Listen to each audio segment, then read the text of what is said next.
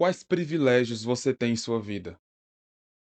Uma casa, um carro, uma moto, um teto, uma família, saúde, uma mente sadia, as emoções tranquilas em dia, uma vida espiritual sadia.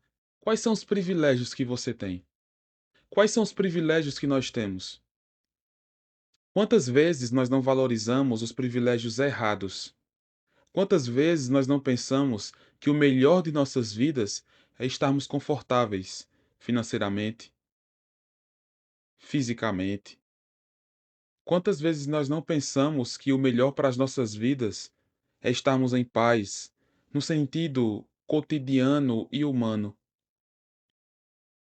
Nós somos desafiados pela palavra a pensar em um privilégio muito maior. Perceba comigo Efésios, capítulo 3, versículo 7 e versículo 8 nos dizem o seguinte: do qual fui constituído ministro conforme o dom da graça de Deus, a mim concedida segundo a força operante do seu poder. A mim, o menor de todos os santos, me foi dada esta graça de pregar aos gentios o evangelho das insondáveis riquezas de Cristo. Dentre todos os privilégios que nós temos, nós devemos destacar os privilégios espirituais. Nós devemos lembrar que a nossa vida não se resume às coisas aqui desta terra, às coisas do momento. Nós devemos lembrar que a nossa vida vai muito além disso. Nós devemos lembrar que a nossa vida vai à eternidade, ou à eternidade com Deus, ou à eternidade sem Deus. Com Deus, nós só podemos participar através de Jesus Cristo, através do Evangelho de Jesus Cristo. Nós só podemos, de fato, crer e viver a vida eterna por meio de Jesus Cristo. É isso que o apóstolo Paulo destaca aqui. Você vai perceber o destaque dele aqui nos versos, a partir do versículo 6, na parte final, quando ele diz da promessa em Cristo Jesus por meio do Evangelho. E no versículo 7, do qual fui constituído ministro conforme o dom da graça de Deus. Pregar o Evangelho é graça de Deus, é privilégio que Deus nos dá. Não deve ser visto como um fardo, algo difícil, complicado, mas deve ser visto como um privilégio. Não quer dizer que sempre vai ser fácil. O próprio apóstolo Paulo, ao escrever essas palavras, estava preso. Então não quer dizer que a vida vai ser fácil por eu pregar o Evangelho. Não quer dizer que o fato de eu estar evangelizando vai ser fácil. Mas é um privilégio, é graça de Deus.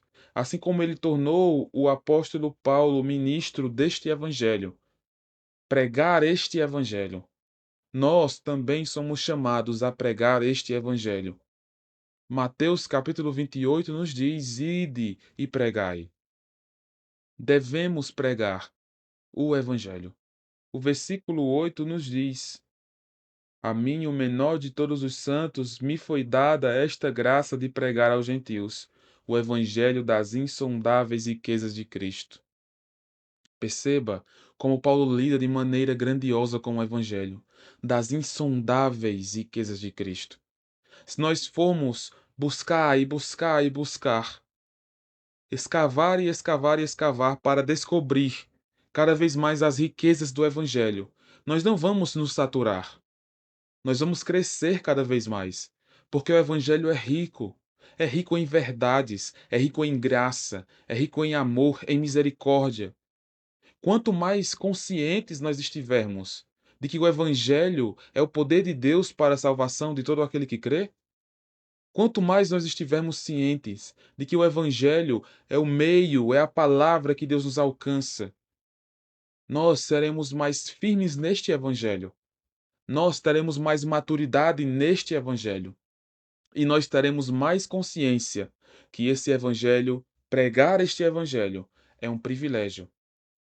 Não é uma coisa que nós devemos optar por fazer, mas é uma coisa que é obrigação e é um privilégio.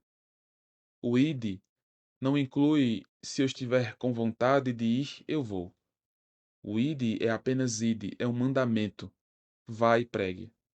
Mas, além disso, conforme Paulo nos mostra aqui, pregar o evangelho também é graça.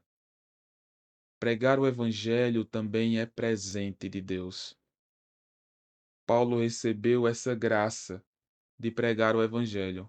E nós recebemos também essa mesma graça de pregar o evangelho. Você tem pregado o evangelho? Você tem propagado as boas novas do nosso Senhor Jesus Cristo? Todos nós precisamos pregar mais. Todos nós precisamos entender que precisamos pregar cada vez mais a palavra de Deus para todo mundo, todas as pessoas. Precisamos compreender nosso chamado e precisamos compreender que é um privilégio. Nós precisamos nutrir em nós um desejo de pregar, uma vontade de falar de Jesus para o outro. Deveria ser espontâneo para nós que temos ao Senhor em nossas vidas, mas às vezes por covardia, por medo, por timidez, nós não pregamos. Precisamos entender que é um privilégio. Você tem esse privilégio, eu tenho esse privilégio, nós temos esse privilégio de pregar o Evangelho. Então, o nosso chamado é, a nossa missão é pregar o Evangelho, pregar a Jesus Cristo, que morreu por nós, que deu a sua vida por nós, para que nós pudéssemos viver por meio dele e ter comunhão com ele. Precisamos do Evangelho em nós e precisamos passar o Evangelho, falar do Evangelho aos outros. Faça isso, façamos isso. Procuremos meios de pregar o Evangelho aos outros. Podemos andar com folhetos para entregar em ocasiões específicas aonde nós estivermos.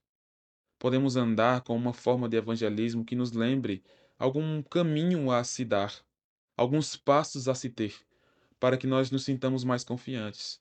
E devemos orar. Devemos orar para que nós tenhamos ousadia. O apóstolo Paulo pediu oração por isso.